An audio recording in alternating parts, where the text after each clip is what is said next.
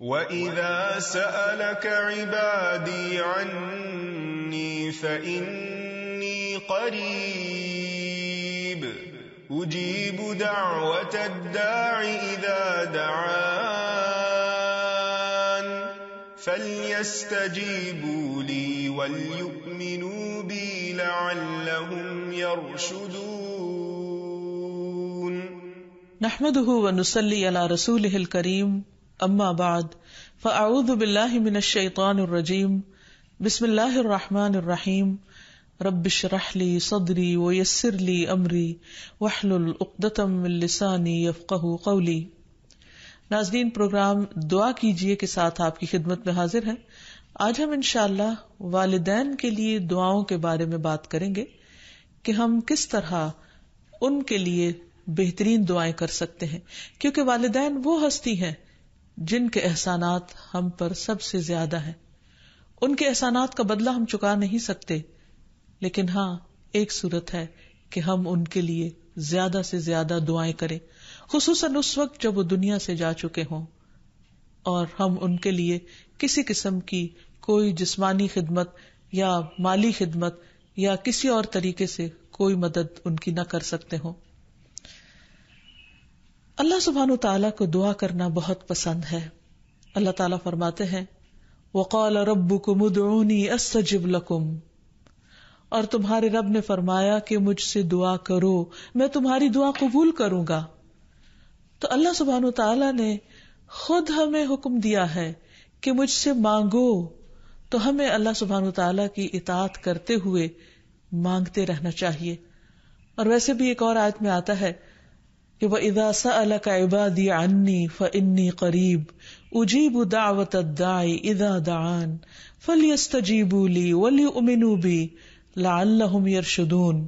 وَإِذَا سَأَلَكَ عِبَادِي عَنِّي، اور جب آپ سے میرے بندے میرے بارے میں پوچھیں، یعنی اللہ سبحانہ وتعالیٰ کے بارے میں کہ ہمارا رب کہاں ہے، ہم اس سے کیسے دعا کریں، تو آپ ان کو بتائیے فَإِنِّي قَرِيبٌ، میں تو قریب ہوں، بہت قریب، دور نہیں ہوں، بیچ میں کسی اور کو لانے کی ضرورت ہی نہیں، سب سے زیادہ تو میں ہی تمہارے قریب ہوں. اجیب دعوت الداعی اذا دعانی، میں پکارنے والے کی پکار کا جواب دیتا ہوں جب بھی وہ مجھے پکارتا ہے. دن کو پکارتا ہے یا رات کو پکارتا ہے، غم میں پکارتا ہے یا غصے میں پکارتا ہے، بھوک میں پکارتا ہے یا بیماری میں پکارتا ہے، جب بھی پکارتا ہے میں اس کی پکار سنتا ہوں. تب اس کو کیا چاہیے کہ فَلْيَسْتَجِيبُوا لِي، چاہیے کہ وہ بھی میری بات مانے. یعنی اگر وہ چاہتے ہیں کہ ان کی دعائیں سنی جائیں تو انہیں میری اطاعت کرنی چاہیے. وَلْيُؤْمِنُوا بِي، اور چاہیے کہ مجھ پر ایمان لائیں، مجھ پر اعتماد کریں، مجھے اپنا رب مان لیں. لَعَلَّهُمْ يَرْشُدُونَ، شاید کہ وہ سیدھی راہ پائیں، ان کو صحیح راستہ مل جائے. ہوتا یہ ہے کہ جب انسان کی زندگی میں کوئی مشکل آتی ہے تو اس کے پیچھے کوئی مقصد ہوتا ہے، کوئی حکمت ہوتی ہے. اللہ سبحانہ وتعالیٰ اپنے بندے کو اپنے اور قریب کرنا چاہتا ہے، اس لیے وہ اس کو کسی نہ کسی ایسے دکھ، تکلیف یا پریشانی میں مبتلا کر دیتا ہے تاکہ بندہ اپنے رب کی طرف رجوع کرے، اس مشکل پر صبر کر کے اجر پائے، اللہ تعالیٰ کی طرف رجوع کر کے اور زیادہ دعا مانگے، کیونکہ دعا عبادت ہے. الدعاء هو العبادہ، اللہ سبحانہ وتعالیٰ کے نزدیک نہایت پسندیدہ. اس لیے ہمیں کثرت سے پکارتے رہنا چاہیے، اور جب بھی ہم دعا مانگے تو اس سے پہلے اللہ تعالیٰ کی حمد و ثنا ضرور بیان کریں. ایک حدیث میں آتا ہے، عبداللہ بن مسعود رضی اللہ عنہ کہتے ہیں کہ میں نماز پڑھ رہا تھا اور نبی صلی اللہ علیہ وسلم، ابو بکر اور عمر ایک ساتھ تھے. جب میں بیٹھا تو اللہ تعالیٰ کی حمد و ثنا بیان کی، پھر نبی صلی اللہ علیہ وسلم پر درود بھیجا، پھر اپنے لیے دعا کی تو نبی صلی اللہ علیہ وسلم نے فرمایا مانگو عطا کیا جائے گا، مانگو عطا کیا جائے گا. تو اس سے پتہ یہ چلتا ہے کہ دعا سے پہلے اللہ تعالیٰ کی حمد و ثنا بیان کرنا ضروری ہے. اللہ تعالیٰ کی حمد و ثنا کے بے پناہ کلمات ہیں، لیکن آج ہم ان کلمات میں سے ایک کلمہ جو اللہ تعالیٰ کو بے حد محبوب ہے وہ آپ کو بتاتے ہیں، جو نماز کے آغاز میں بھی پڑھا جاتا ہے، اور نماز کے علاوہ بھی اگر اللہ تعالیٰ کی حمد و ثنا کرنا ہو تو اس دعا کو پڑھ سکتے ہیں. سبحانک اللہم و بحمدک و تبارک اسمک و تعالی جدک و لا الہ غیرک. اے اللہ تو پاک ہے اپنی تعریف کے ساتھ، تیرا نام بڑا ہی برکت والا ہے، تیری بزرگی بلند و برتر ہے، تیرے علاوہ کوئی بھی الہ نہیں ہے. تو بہرحال والدین کے لیے دعا کرنے سے پہلے اللہ سبحانہ و تعالیٰ کی حمد و ثنا بیان کیجیے، پھر نبی صلی اللہ علیہ وسلم پر درود بھیجیے، اور پھر اپنے ماں باپ کے لیے دعائیں کیجیے، کیونکہ یہ اللہ تعالیٰ کا حکم بھی ہے. وَقُلْ رَبِّ ارْحَمْهُمَا كَمَا رَبَّيَانِي صَغِيرًا، اور آپ کہہ دیجئے اے میرے رب ان دونوں پر رحم کیجئے، یعنی والد پر بھی اور والدہ پر بھی، جیسے انہوں نے مجھے چھوٹا سا پالا تھا، بچپن میں پالا تھا، جب میں نہ خود کھا سکتا تھا نہ پی سکتا تھا اور نہ خود اپنے آپ کو صاف کر سکتا تھا، تو انہوں نے دن رات بغیر کسی وقفے کے میری خدمت کی. تو اے رب اب جب کہ وہ بڑے ہو گئے ہیں، وہ تیری رحمت کے محتاج ہیں، تو ان پر رحمت فرما اور ان کی مشکلات آسان فرما.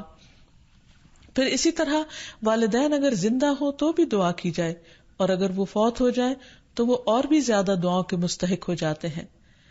جب برزخ میں والدین کا درجہ بڑھا دیا جاتا ہے، یعنی بلند کیا جاتا ہے، تو وہ پوچھتے ہیں کہ ہمیں درجے کی یہ بلندی کیوں کر حاصل ہوئی؟ تو انہیں بتایا جاتا ہے کہ یہ تمہاری اولاد کی دعا کی وجہ سے. ویسے بھی جب انسان فوت ہو جاتا ہے تو اس کے اپنے عمل کا سلسلہ ختم ہو جاتا ہے. 3 چیزیں مرنے کے بعد بھی فائدہ دیتی ہیں، جن میں سے ایک صدقہ جاریہ ہے، دوسرے ایسا علم جو انسان اپنے پیچھے چھوڑ جائے جس سے لوگ فائدہ اٹھائیں، اور تیسرے ولد صالح یدعو لہ، نیک اولاد جو اپنے والدین کے لیے دعائیں کرے. یعنی بیٹے کی دعا یا بچوں کی دعا اپنے والدین کے حق میں قبول ہوتی ہے، اس لیے خوب خوب دعائیں کرنی چاہیے. ہم دیکھتے ہیں کہ مختلف پیغمبر بھی اپنے رب سے اپنے والدین کے لیے دعائیں کرتے رہے ہیں، جن میں نوح علیہ السلام کی دعا ہے. وہ کہتے ہیں رب اغفر لی ولوالدی ولمن دخل بیتی مؤمنا وللمؤمنین والمؤمنات.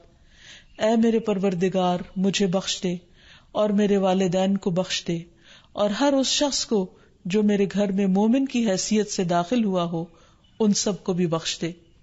اسی طرح ابراہیم علیہ السلام کی دعا ہے ربنا اغفر لی ولوالدی وللمؤمنین یوم یقوم الحساب.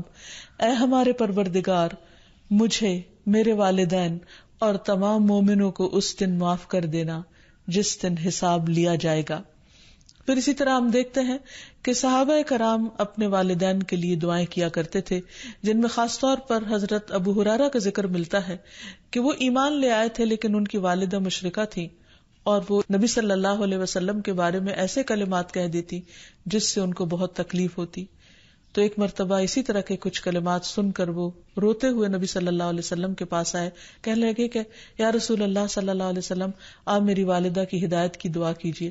بہرحال آپ صلی اللہ علیہ وسلم نے ہاتھ اٹھا دیے، ان کے لیے دعا کی، اور جب حضرت ابو ہریرہ واپس گھر پہنچے تو ان کی والدہ اسلام قبول کر چکی تھی.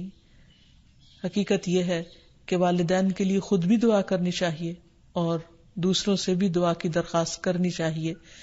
پھر اسی طرح ہم دیکھتے ہیں کہ ایک مرتبہ ابو ہریرہ جب اپنے وطن پہنچے تو بڑی اونچی آواز میں کہا اما جان السلام علیکی ورحمۃ اللہ وبرکاتہ.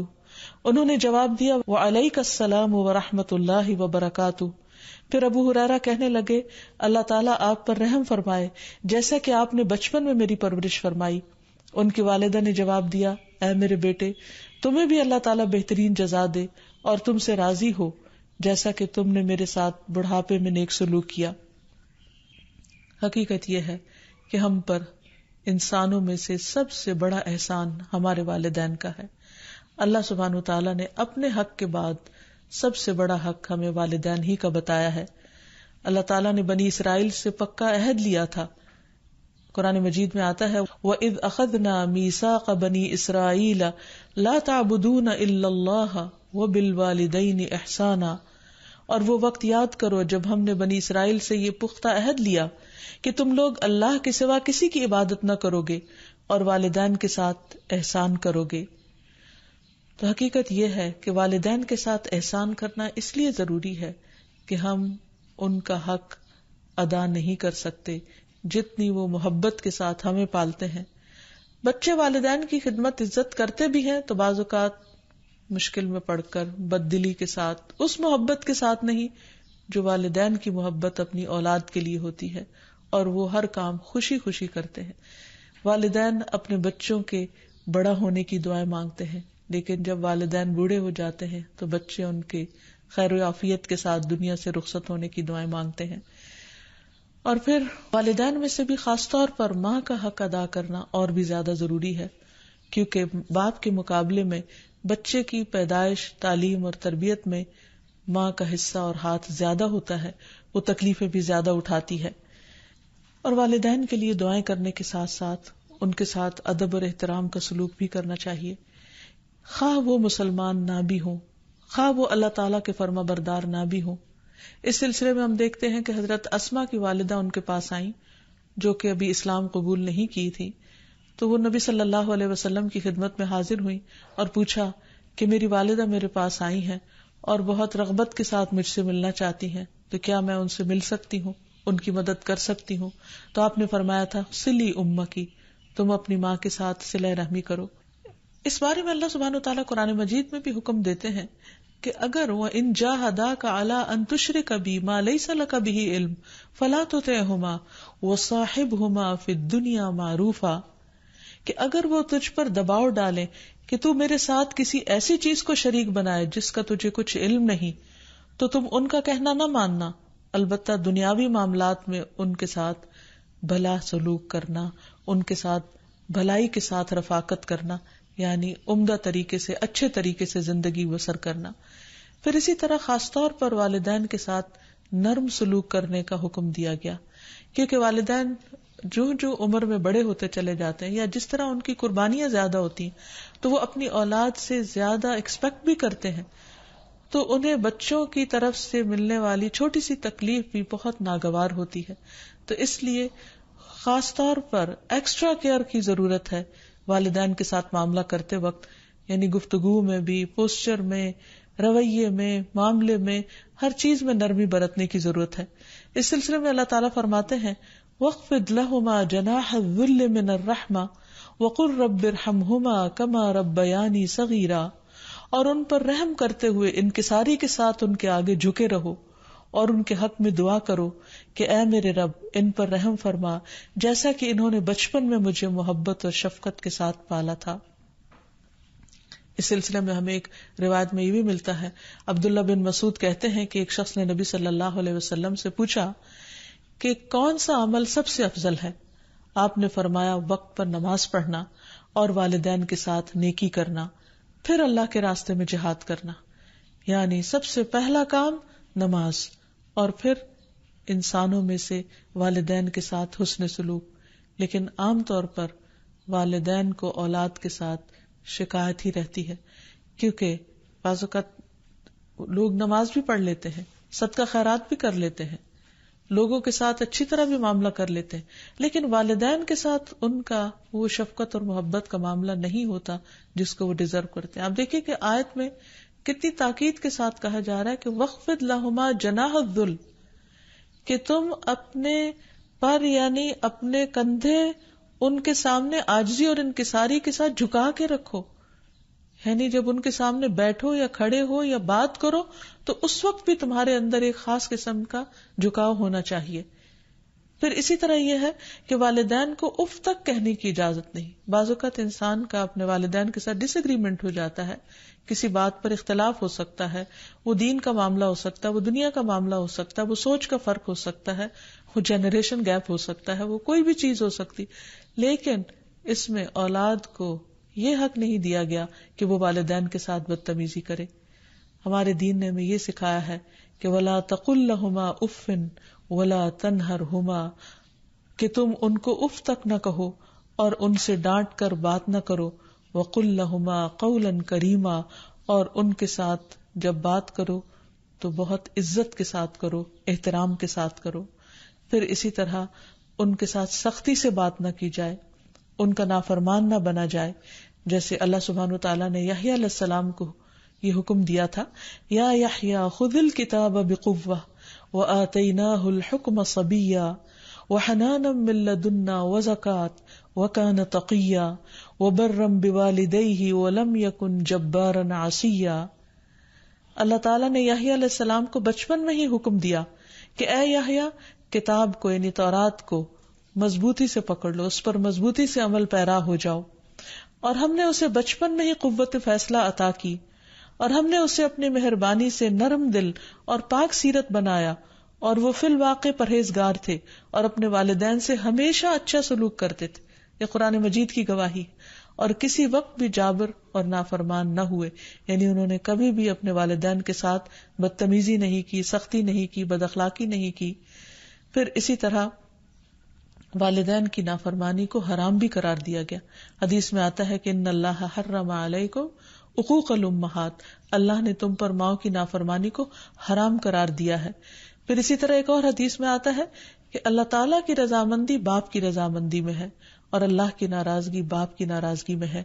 اس لیے والد کا حق ادا کرنا بھی ماں کے ساتھ ساتھ بہت ضروری ہے، اور والدین کا حق ادا نہ کرنا کبیرہ گناہوں میں شمار ہوتا ہے. اور کبیرہ گناہ وہ ہیں کہ جن پر اگر انسان توبہ کیے بغیر مر گیا تو قیامت کے دن سخت پکڑ ہوگی. اور اسی طرح والدین کو رلانا بھی کبیرہ گناہ ہے، ان کو گالی دینا کبیرہ گناہ ہے. پھر اسی طرح والدین تو وہ ہستی ہیں کہ جن کے لیے دعاؤں کے ساتھ ساتھ ان کی طرف سے صدقہ خیرات کرنا بھی خصوصاً ان کے زندگی کے بعد بہت فائدہ مند ہے. انسان کو اگر زندگی میں کچھ مشکل پیش آئے، اپنے بچوں کی طرف سے کوئی پریشانی ہو، یا اپنی صحت کی طرف سے، یا کاروبار اور روزگار میں اگر کوئی پریشانی ہو، تو اس وقت انسان کو اپنے والدین کے ساتھ حسن سلوک کرنا چاہیے. یہ ان نیکیوں میں سے ہے جس کی وجہ سے انسان کی مشکل بہت جلد حل ہو جاتی ہے. اور خصوصاً صدقہ دیتے وقت والدین کی طرف سے یعنی ان کو ثواب پہنچانے کی نیت سے صدقہ کیا جائے. اس سلسلے میں ہم دیکھتے ہیں ایک آدمی نے نبی صلی اللہ علیہ وسلم سے عرض کیا، میرے والد فوت ہو گئے ہیں اور انہوں نے مال چھوڑا ہے لیکن وصیت نہیں کی، تو کیا میں ان کی طرف سے صدقہ کروں تو ان کے گناہ معاف کر دیے جائیں گے؟ آپ نے فرمایا ہاں.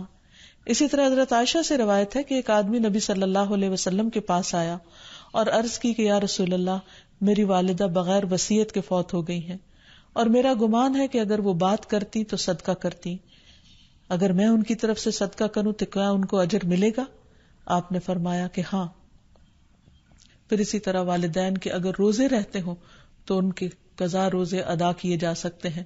اگر وہ حج نہ کر پائے ہوں تو ان کی طرف سے حج بدل کیا جا سکتا ہے، یہ ان کے لیے ایک بہت بڑا احسان ہوگا.